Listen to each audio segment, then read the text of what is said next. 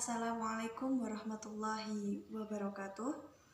Innal hamdalillah nahmaduhu wa nasta'inuhu wa nastaghfiruh wa na'udzubillahi min syururi anfusina wa min sayyiati a'malina man yahdihillahu fala mudhillalah wa may yudlilhu fala hadiyalah. Asyhadu an la ilaha illallah wa asyhadu anna Muhammadan abduhu wa rasuluh la nabiyya wa la rasula ba'da. Pertama-tama marilah kita panjatkan puja dan puji syukur kita kehadirat Allah Subhanahu wa Ta'ala yang telah memberikan rahmat, taufik dan hidayah serta inayahnya.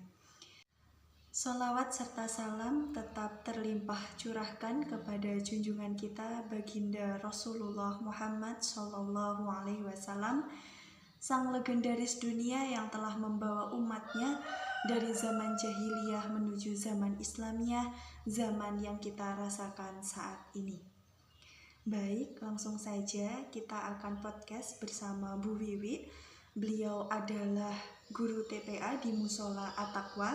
Kita akan ngobrol-ngobrol sedikit kepada Bu Wiwi selaku Bu Guru TPA di Mushola At-Taqwa. Baik, silahkan memperkenalkan diri, Bu. Baik, terima kasih saya ucapkan kepada Mbak Rika yang sudah mempercayai saya untuk melakukan wawancara bersama saya. Terima kasih juga untuk kedatangannya ke sini. Terima kasih Mbak Rika. Baik, sebelumnya saya akan memperkenalkan diri terlebih dahulu. Nama saya Triwidiana. Saya adalah guru ngaji di Mushola At-Taqwa. Kira-kira saya di Mushola At-Taqwa itu sudah lama sekali. Dan kenapa saya suka dengan mengaji, karena mengaji itu adalah untuk mengisi waktu-waktu luang saya di waktu sore hari. Karena di waktu sore hari itu kebetulan saya belum menikah, jadi kebetulan di sore hari itu saya nganggur, jadi saya isi waktu-waktu luang saya itu untuk memberikan pengajaran kepada anak-anak di sekitar Mushola At-Taqwa sini. Sudah sekian, cukup saja perkenalan dari saya Mbak Rika ya.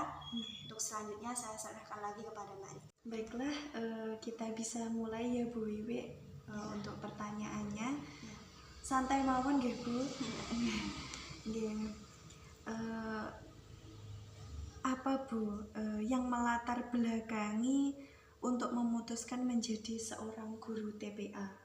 Ngoten. Saya jawab ya. Jadi gini, dulu itu saya itu kan mondok ya, mondok dari SMP sampai SMA itu saya mondok. Terus kemudian setelah mondok itu saya masih bingung mau ngapain gitu ya Mbak Rika ya. Terus saya itu berpikir gimana ya saya bisa mengamalkan ilmu-ilmu yang saya dapatkan dari pondok itu. Terus saya berpikir, terus kemudian saya itu mengajak teman-teman di sini kan juga banyak ya Mbak Rika yang dari pondok ya.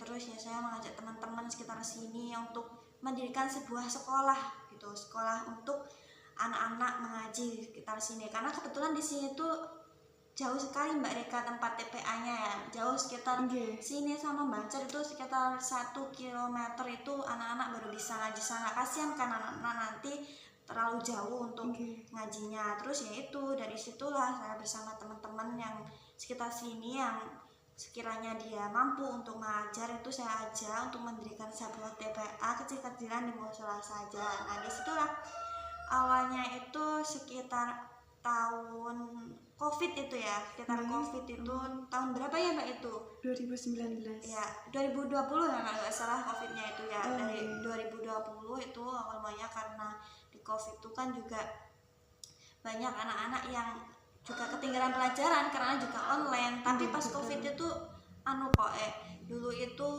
pas ngaji itu juga pakai masker, juga sekitar kini kan juga ditutup kan jalannya Mbak Rika, jadi sekitar sini aja. Nah kemudian setelah itu kan saya sama teman saya mendirikan TPA bagi anak-anak yang belum bisa mengaji. Itu saya kasih tahu kalau saya dan teman saya itu mau membuat ngaji gitu, membuat tempat ngaji. Nah kemudian setelah itu ya teman-teman itu tertarik, orang tuanya juga tertarik untuk mengikut sertakan anaknya untuk mengaji. Nah disitulah setelah itu kan rame ya Mbak Rika, banyak anak-anak yang tertarik untuk datang untuk mengikuti ngaji gitu ya. Kemudian dari situlah latar belakang mengapa saya itu ingin menjadi guru ngaji sekarang. Saya itu gini Mbak Rika, saya juga berpemikiran gini, kalau menjadi guru itu kan tidak hanya ada untungnya di dunia saja ya Mbak Rika, tentunya ada untungnya di akhirat. Untungnya di dunia itu bisa memberikan kita itu pengajaran kepada anak-anak sehingga anak-anak nanti dewasa menjadi anak yang soleh, kemudian setelah itu dia menjadi anak yang pintar yang berguna bagi nusa bangsa dan negara ya tentunya. Kalau untuk urusan akhirat kan nanti itu bisa menjadi amal jariah saya ya, yang kemudian hari bisa menjadi penolong saya sebagai penerang di alam kubur seperti itu Mbak Rika.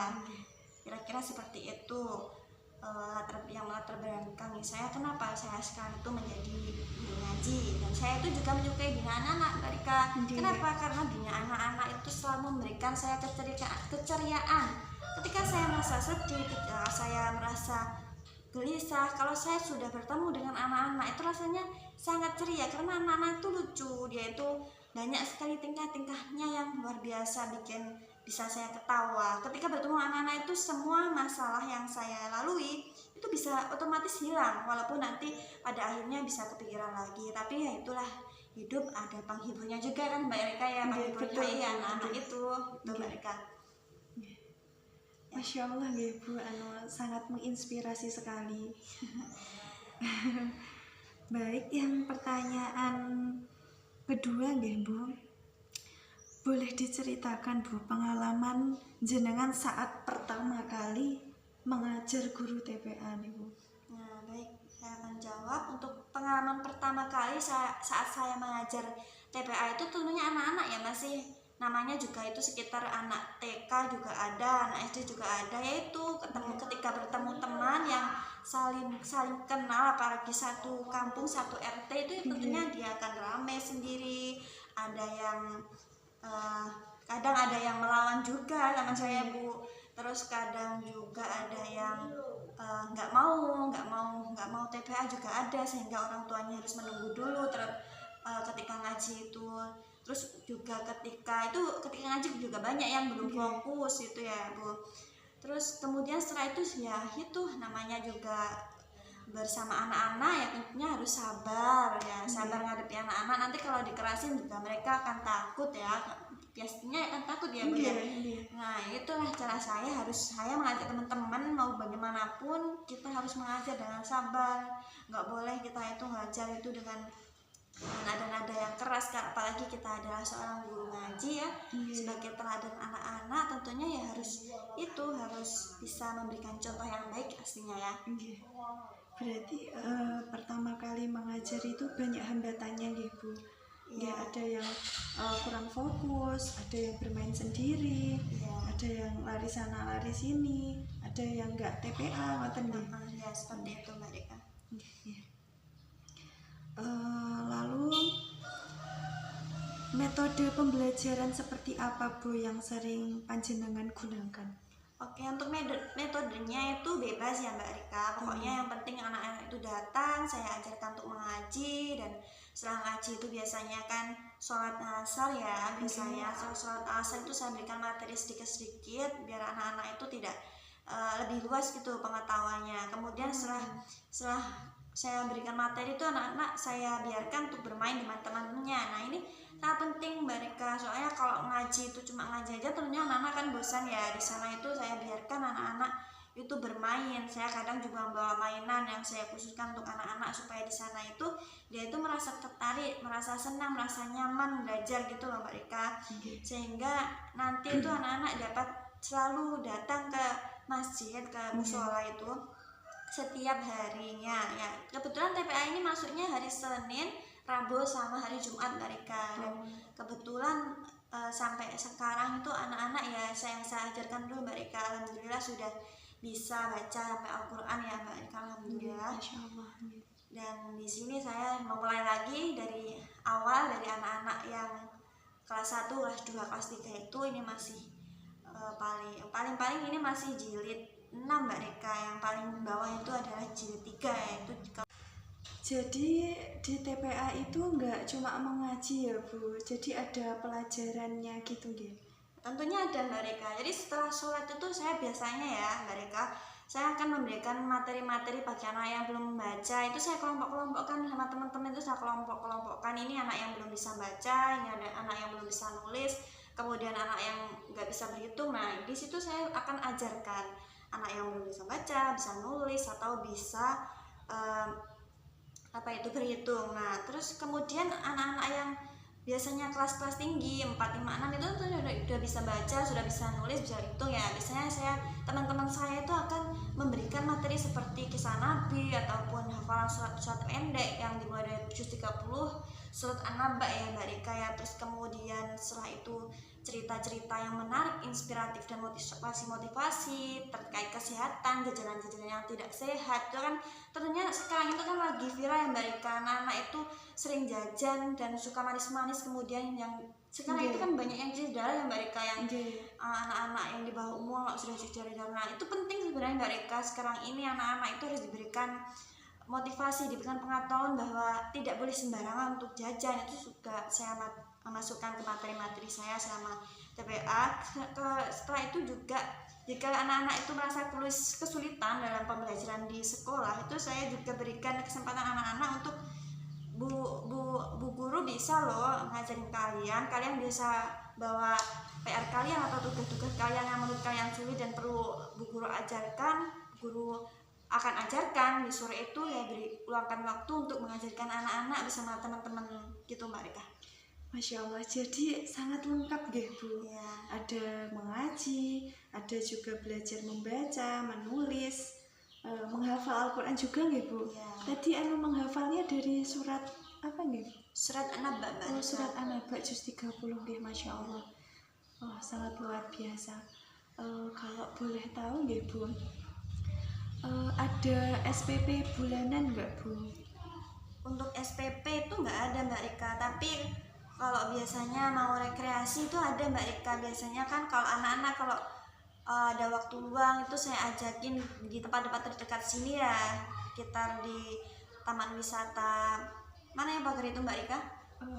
Beji. Iya Beji. Kadang juga saya ajak di taman-taman wisata sekitar Selawung sana, kadang juga di sekitar Balong gitu Mbak Rika, biar anak-anak itu tidak bosan. Nah disitulah biasanya anak-anak itu kan perlu biaya juga, biasanya nanti saya dan teman-teman itu akan menarik biaya dari anak-anak itu, tapi biayanya banyak, sekitar 5.000, nggak sampai kalau Mbak Rika kalau 20.000. Untuk uang bulanan di TPA itu nggak ada Mbak Rika. Saya dan teman-teman itu bekerja dengan sepenuh hati tanpa mengharapkan imbalan dan ikhlas lillahi ta'ala Mbak Rika. Masya Allah, berarti gratis nggih Bu? Iya gratis untuk anak-anak di kampung ini. Nggih. Jadi hanya iuran kalau mau rekreasi saja nggih. Ya. Nggih, Masya Allah, luar biasa. Baik Bu, apakah jenengan mengajar di beberapa sekolah Bu? Ya, saya mengajar di beberapa sekolah. Nah, saya itu kalau pagi itu jadi guru mereka di salah satu MI di daerah Bungkal sini ya. Nah, saya itu mengajar di kelas 2, nah kelas 2 MI. Nah di situ saya ada beberapa siswa di sana, itu sekitar 12 siswa di sana Mbak. 10 itu perempuan dan 2 itu laki-laki. Emang sedikit Mbak Rika karena di Bungkal itu kan banyak sekali ya persaingan sekolah SD, SMP, wah banyak sekali. Nah dan MI saya itu kebetulan ya kadang tuh kekurangan murid dan saya di sana karena banyak persaingan lembaga di sekolah yang ada di Bungkal ini. Nah terus kemudian itu pulangnya itu di MI saya itu jam 2 Mbak. Jam 2, kemudian kalau jam 2 itu saya gunakan untuk ngaji habis itu Mbak di musola, karena dekat kan daripada nggak ngapa-ngapain gitu. Nah waktunya malam itu buat diri saya sendiri mereka. Harus itu Bu. Lalu apakah Bu Guru sebagai guru ngajar di MI dan guru TPA ada kerjaan lain ngoten Bu? Oke, untuk kerjaan lainnya itu saya itu sangat suka berkebun Mbak Rika ya. Oh, ngoten. Saya sangat sangat suka berkebun, menanam tanaman itu saya sangat suka. Saya sangat suka di depan rumah ini kan banyak tumbuhan karena setelah TPA itu biasanya kalau ada waktu luang kan saya akan datang ke kebun untuk melihat tanaman-tanaman, sayur-sayuran, bunga-bunga itu karena gimana ya Mbak Rika, kalau saya tuh kalau nanam itu juga menghilangkan stres kan. Melihat yang hijau-hijau itu kan bisa menghilangkan stres, juga bisa mengisi waktu luang, terus bisa juga buat masak juga kan kalau diperlukan. Nah itu waktu luang saya gunakan untuk berkebun. Terus apa ya, selain berkebun saya juga ya, ngerjain tugas-tugas itu, tugas-tugas sekolah. Terus gitu Mbak Rika. Ya itu tapi kadang saya malam hari juga les Mbak Rika, ada les di rumah. Tapi les pelajaran khusus itu biasanya. Itu Mbak Rika. Untuk terkait rekan-rekan guru nggih Bu, maksudnya teman-teman jenengan yang ada di TPA itu jenengan ada ini enggak Bu, kendala gitu enggak? Oke, jadi untuk teman-teman saya di TPA itu kan jumlahnya ada 3 ya, kadang 4, kadang 3 ya, tergantung kesibukan mereka. Nah kendalanya ya teman-teman saya itu alhamdulillah semuanya dapat bisa bekerja sama, terus ya baik-baik semua, tidak ada yang neko-neko menurut saya Bu. Mereka itu gimana ya, baik untuk bekerja sama itu dia tuh bisa, terus juga enggak ya jarang lah ada kesibukan, terus selalu melengkapi satu sama lain. Terus apabila ada temannya yang salah itu biasanya itu akan saling menasihati, jadi tidak ngomongin di belakang terus hanya diam-diam, tidak, tapi langsung dia ngomongin, oh kamu salah gini ya, nanti dibilangin seharusnya gini. Nah aku sangat suka Bu sama lingkungan kerja yang seperti itu kan, sehat ya, lingkungan kerja yang sehat ya.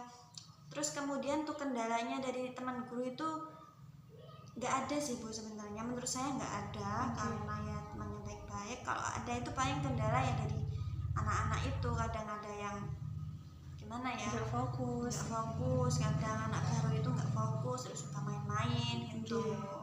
Ya, gitu. Terus apa harapan jenengan Bu untuk guru-guru di seluruh Indonesia ini, mohon panjenengan. Oke, untuk guru-guru di Indonesia ya, bekerja itu menjadi guru itu kan tidak diukur dari materi ya tentunya. Menjadi guru itu adalah keikhlasan tentunya ya.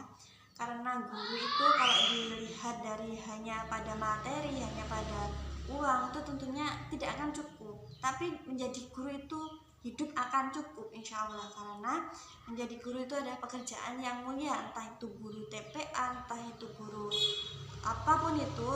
Menjadi guru adalah pekerjaan yang mulia yang bisa mengantarkan si guru itu pada kebaikan, pada akhirat yang lebih baik, pada lingkungan juga yang lebih baik. Karena menjadi guru itu sorot dari masyarakat tentunya akan baik, karena guru itu dari pandangan masyarakat adalah digugu dan ditiru menurut Ki Hajar Dewantara ya. Nah menurut Ki Hajar Dewantara kan tuturi handayani ingal sosong turodo ingal dia mau kasar.